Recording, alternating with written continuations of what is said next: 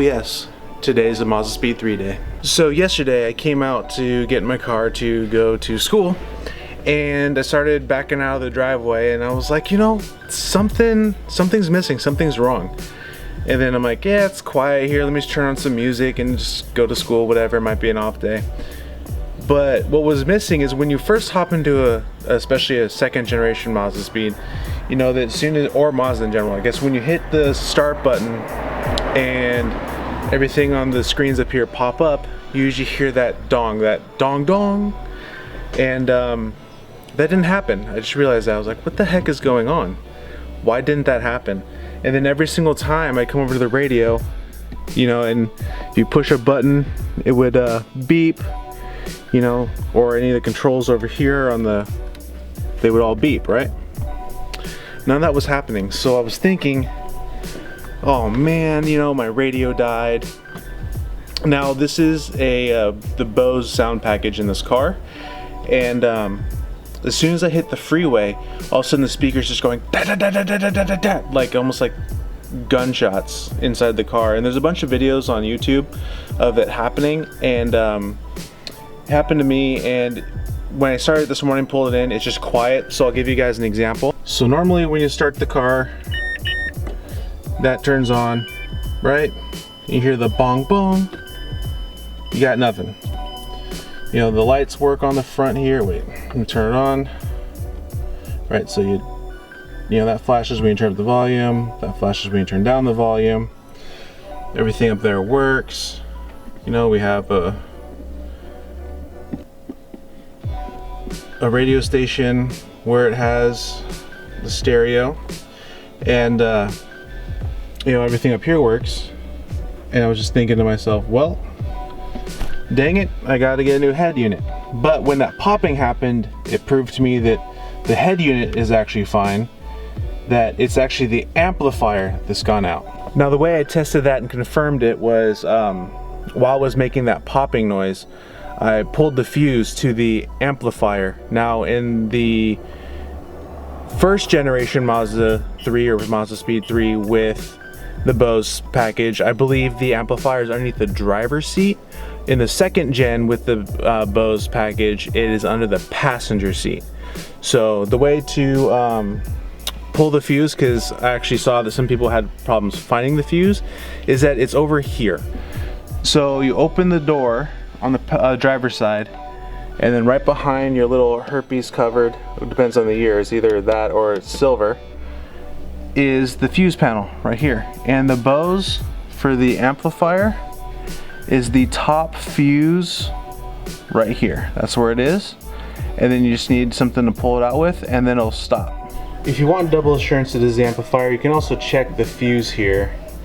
In this case, the fuse is good. Ran a current through it with a multimeter. Checks out, it's doing good. So now we're gonna go over here to the passenger side of the car, which is very dirty. And we're going to start removing the amplifier. Now, here's the thing about this is that normally, you know, you could go buy another amplifier, or a lot of people use this as an excuse to full on go aftermarket stereo. That's fine, but if you want to just replace the amplifier, if you go to any radio store or whatever, you have to keep in mind one thing, that the Bose speakers in this car are actually 2 ohm speakers. And most aftermarket ones are 4 ohm. And unless you get one that does both, if you just buy a normal 4 ohm one, you're gonna pop the speakers immediately. So something you gotta take care of. Not sure how well this is gonna show up on camera, but the amplifier is right here. And so I believe that underneath this, there's Velcro right here. Yep, so this just comes, folds back here, and then there's a nut right there that we need to get loose. And then I believe there's obviously going to be some more in the back, but I think we can do this without removing the seat. So let's go ahead and find out what size that is and see if we can get it out. Alrighty, so this 10mm bolt holds in the front, and then in the back it's just these 2 little plastic clips holding them over some studs. So I was wrong, and there's also 2 bolts, or sorry, 2 nuts underneath those caps. These were buried down really far into the carpet, so unless you actually feel for them, you can miss them pretty easily. But after you remove those 2 caps over the studs, don't forget to remove the bolts. And with those out, I just pulled it out from the back side of the seat. And this is what it looks like on the top. So this is what the seat sits on. And this right here is the part that failed. This is the Bose amplifier for the normal speakers in the actual door cards and stuff like that around the car. Okay, so I went ahead and took the 4 10mm bolts off to get, is that one of you sliding into my DMs? I think it is probably. To get off this amplifier right here. So this is the problem. And one thing I need to supply to Bose is the part number right there and everything. I'm gonna leave that little blurred so you guys can't steal mine. And hopefully they'll send me a new one in the next couple of weeks. But that's the bummer part, is waiting a couple of weeks for it. So I'm just gonna take these 4mm bolts and put them on the bottom of this tray here so we don't lose them. Keep them in place. And I'm just gonna stick this off to the side until the new amplifier comes in. Now see, one of the big bummers of it is that when I go to school, it's actually pretty far away, and as much as I do like the sound of the Speed 3, in fact I do like it better than the way the Z sounds, is that after a while you want to listen to some music while on the freeway. And now that I can't listen to music, it's kind of a painful drive, but that means I'll just have to take the Z, which I'm not really complaining about. Still like driving the Z, so we're good there. Okie dokie, so now I get to make a call to Bose here, and I guess I'm gonna look for a woman named Patty. Well, ask for a woman named Patty, and hopefully she will be able to assist me in getting a new amp as soon as possible, because you know, I want my music. I would need my music in the Speed 3. So I didn't get a hold of anybody. I had to leave a voicemail. However, in the comment sections and in the forums and stuff, that's usually what happens, and they call you back. So hopefully they'll hit us back soon and get that sorted away. But you know, how would you guys like to come with me to see what I do at school? Would you like to see my school and see what we're doing? That'd be cool. You guys want to come? Yeah, why not? I'll bring you guys along.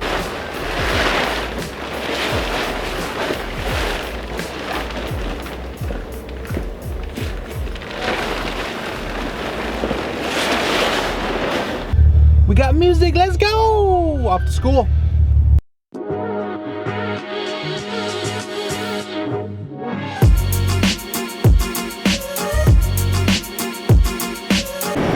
Welcome to my school. Esteban, Cole, and of course we got to change out some oxygen because we were doing Oxy Acetylene Welding and we're out of oxygen. So we're gonna change that up. And I have some torches. So this right here is what we're doing today, Oxy Acetylene joints, more specifically butt joints with a 1/8 inch space in between, and making sure you get full penetration, full fusion on it. So these are 3 plates I've already done.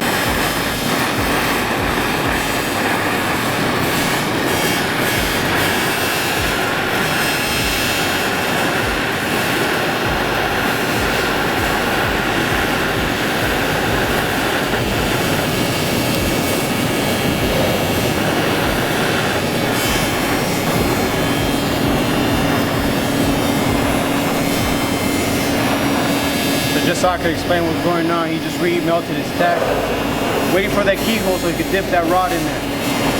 Nice and consistent from beginning to end.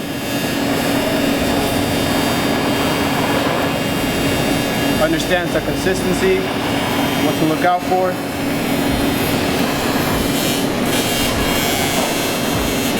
Perfect. This your boys right through the welder. I'm out.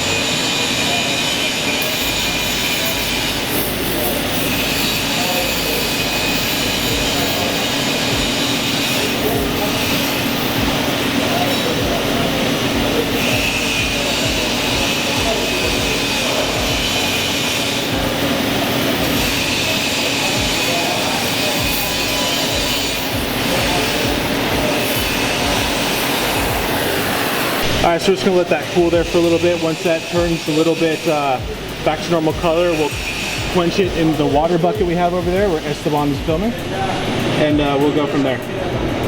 So just hit that one you just watched me do with the wire wheel, just shine it up.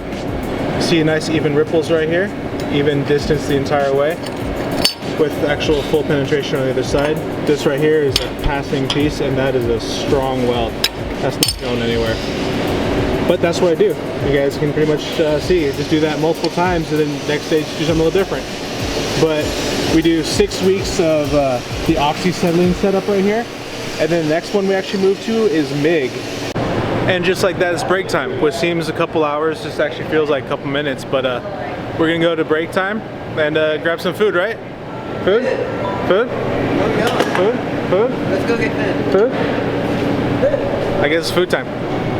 So as you guys can see, we're wrapping up here at the end of the day, but a little boredness never goes anywhere. Maybe I'll put a little piece right here, wall them off on both sides, just for fun. But yeah, that's pretty much what Oxy Acetylene Welding is when doing butt joints. And just like that, day's over. You guys got to see what I do at school, which it seems kind of tedious and like redundant and stuff, but you know what? I have fun doing it, and that's all that really matters. So that darked out really quick there. There we go. But that's all that really matters to me, that I have fun doing it and I enjoy it, and I will be able today to rock. What is this? Piece of like foamy mattress in the front of the Z.